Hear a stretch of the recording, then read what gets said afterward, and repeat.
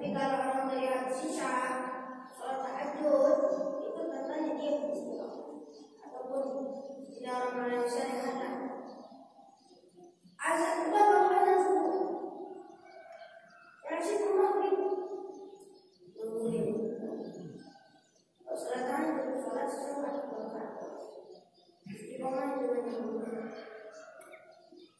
Makanya kalau umat Islam ini ada bersatu, bayangin apalagi sholat subuhnya terakhir itu baru yang kita orang kafir berdatang.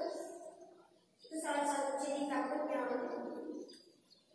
Alhamdulillah atas nikmat Allah yang kita berikan pada subuh kali ini, hadir di sini dan nikmat Allah Subhanahu wa taala. Anda semuanya sehat? Sehat enggak semuanya? Sehat. Sakit terus. Kalau sakit jangan suruh GWS dan sebelah. Nah, bahasa turun. Semoga kita semuanya akan Allah Subhanahu wa taala. Salawat dan salam tidak lupa kita hadiahkan kepada junjungan Nabi kita Nabi Muhammad sallallahu alaihi wasallam. Kepada Rasulullah Muhammad wa ala alihi wasallam. Ada tiga hal yang membuat umat Islam ini bisa kuat. Tiga hal dicamkan.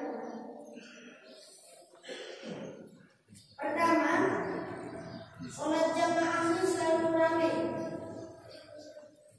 Karena kenapa? Sholat jamaah afdal min sholat infard.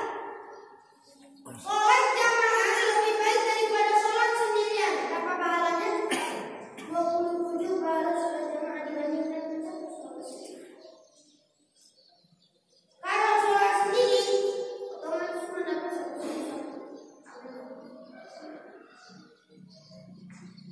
Makanya sering-sering sholat berjamaah di masjid. Rumah kita dekat dengan masjid atau dekat musola, jangan sholat di rumah.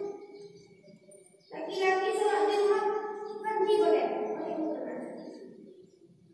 Makanya sholat berjamaah. Karena kenapa? Sholat berjamaah itu afdal.